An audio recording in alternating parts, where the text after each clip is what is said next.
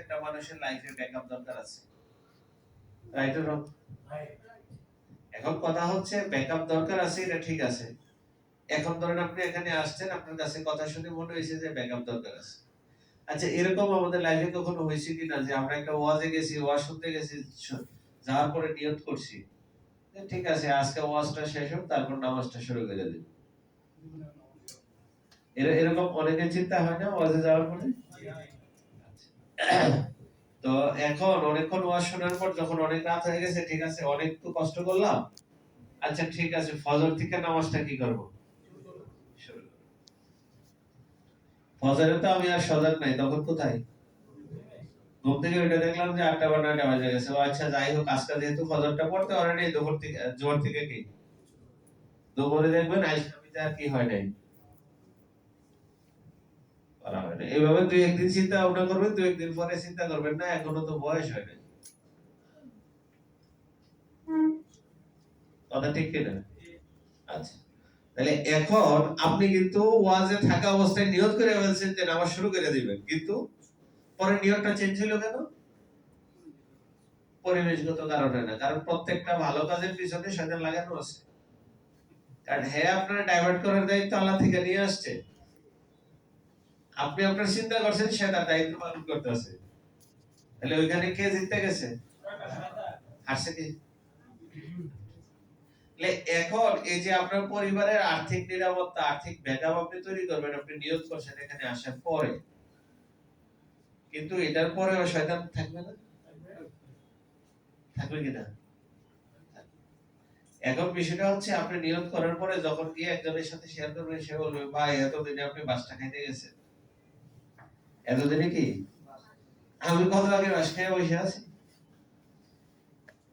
এই কথাগুলো কিন্তু কি আসবে। এখন আপনাকে জানতে হবে না বাস কি কারণে খাবে, কোথায় গেলে খাবে, কোথায় গেলে খাবে না, কিভাবে খায় বাস, এটা জানার দরকার আছে কি নাই? আছে না? আচ্ছা, আচ্ছা তাইলে এখন মানুষ পলিসি কেন করতে চায় না? কারণ তার আশেপাশে কেউ না কেউ বাস খাইছে বিদেশে যায় নাকি? আচ্ছা, এখন প্রশ্ন হচ্ছে এই যে বাসটা খাইলো কেমন খাইলো? প্রথম বিষয় হচ্ছে, ধরেন আপনি পার মান্থ ইনকাম করেন কথার কথা 50,000 টাকা। কত টাকা? 50,000 টাকা। আপনি বুঝলেন যে আপনি পরিবারের ব্যাকআপের জন্য এখানে একটা সঞ্চয় দরকার আছে, এখানে একটা পলিসি নেওয়া দরকার আছে। আপনি মাসে ইনকাম করেন 50,000 টাকা, আপনি চিন্তা করলেন যে যেহেতু এই জিনিসটা এতই গুরুত্বপূর্ণ, তাহলে ঠিক আছে প্রতি মাসে 20,000 টাকা করে রেখে দিলাম। কারণ অনেক সময় আবেগে আমরা কি হয়ে যায়, বেশি হয়ে যায় না? তাহলে আপনার ইনকাম কত? মাসে আপনি শুরু করছেন কত? আপনি এক দুই মাস কষ্ট করে চালাইবেন, এরপরে কিন্তু আর চালানো আপনার দ্বারা সম্ভব হবে না। তারপরে রেগুলার একটা নিড আছে না, রেগুলার একটা খরচ আছে না। তাইলে বিষয়টা হচ্ছে আপনি আপনার ইনকামের কত পার্সেন্ট সেভিংস করবেন, কত পার্সেন্ট ব্যাকআপে নেবেন। সর্বনিম্ন 10%, সর্বোচ্চ হচ্ছে 20%। সর্বনিম্ন 10%, 10 আর সর্বোচ্চ 20%। 10% আপনি নিছেন, আপনি কখনো আপনার এটা বন্ধ করতে হবে না। আর যখন বেশি নেবেন, এক মাস পারবেন, পরের মাস পারবেন না, কোনো একটা প্রবলেম থাকবে যে ওই মাসে আর এটা চালানো। তাইলে এখন আমি ফার্স্টে কি বলেছিলাম, আপনি একজন লোককে পলিসি করায় উপকার করতে পারবেন, ক্ষতিও করতে পারবেন। এখন ক্ষতিটা কিভাবে করলাম, আপনাকে আমি এইভাবে বুঝাইলাম যে আপনি রাজি হয়ে গেলেন 20,000 টাকা প্রতি মাসে দিয়ে দিবেন। 2 মাস দেওয়ার পর আর দিতে পারলেন না, তাইলে আপনার এই 40,000 টাকা কি আর কিছু পাইবেন? তাইলে আমি আপনাকে বীমা করায় উপকার করলাম না ক্ষতি করলাম? ক্ষতি করলাম না? আচ্ছা, এখন ধরেন আপনার এবিলিটি আছে মাসে 5,000 টাকা চালানোর, আমি আপনাকে বললাম যে ভাই আপনি আরো 1,000 টাকা কম করেন, কিন্তু কন্টিনিউ এটা চালাই যায়। তাইলে কি আপনার এটা কি উপকার হবে না ক্ষতি হবে? এবিলিটির চেয়ে 1 টাকা কম করবেন এবং 1 টাকা আপনি যদি কম করাবেন, কিন্তু যাকে করালেন সে যেন এটা কন্টিনিউ চালাতে পারে। আমি কি কথা বুঝতে পারছি? আপনার বীমা আইনে বলা আছে 2 বছর আগে পলিসি কখনো ভাঙা যাবে না। আর মেয়াদের আগে ভাঙলে কি হবে? লস হবে।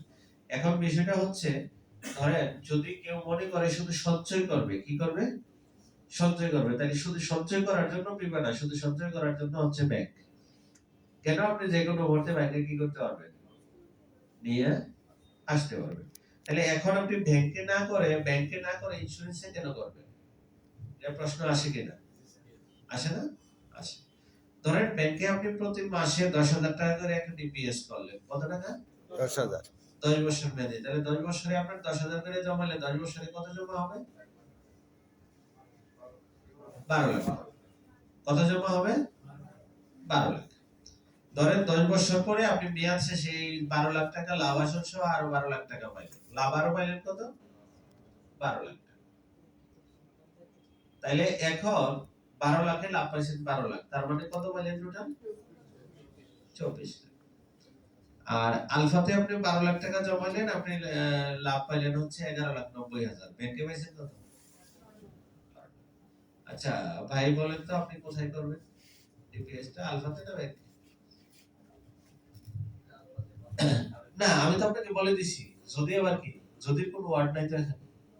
ব্যাংকে আপনি মাসে 10,000 করে রাখছেন, ব্যাংক আপনাকে 12 লাখ টাকা জমা হবে, 12 লাখ টাকা লাভ দিবে, আর আমরা 11,90,000 দিব। তাহলে আপনি কোথায় করবেন? এটাই আমি আপনাকে শুনতে চাচ্ছি। তাইলে কি আমার আলফা থেকে ব্যাংকে কি লাভ বেশি? কথা তো এটাই বোঝা গেল নাকি? আচ্ছা এখন প্রশ্ন হচ্ছে যেটা, এখন 12 লাখ টাকা যে আপনি লাভ ব্যাংক দিল, এই লাভটা উঠাইতে গেলে আপনার কি টিন সার্টিফিকেট আছে? তাহলে আপনাকে 15% ট্যাক্স দিতে হবে। 12 লাখ টাকা ব্যাংক লাভ আপনাকে দিছে, তাহলে আপনি 15% ট্যাক্স দিলেন, কত হইলো? 12 লাখের 15% কত? 12 লাখের 15% কত? 1,80,000। 1,80,000 তাহলে ব্যাংক আপনাকে দিল হচ্ছে 12 লাখ, কিন্তু আপনার অ্যাকাউন্টে ঢুকবে কত? 11 লাখ 10 লাখ।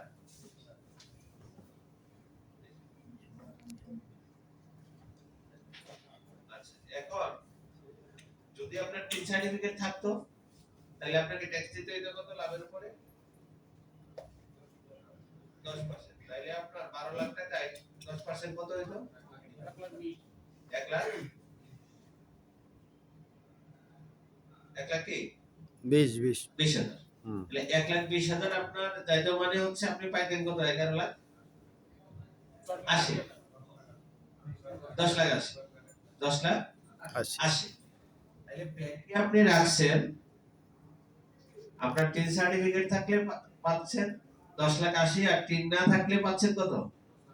10 লাখ 20। কিন্তু ব্যাংক আপনাকে লাভ দিয়েছে কত? 12। আমি লাভ দিয়েছি কত? আমার কোম্পানি লাভ দিয়েছে কত? 11,90,000। কিন্তু আপনি যখন লাভটা উঠাইতে যাবেন, ইন্স্যুরেন্সের ক্ষেত্রে আপনার ট্যাক্স কাটবে 5%। তাহলে 12 লাখের 5% কত? 60,000। তাহলে 1,90,000 থেকে 60 বাদ দিলে কত হয়?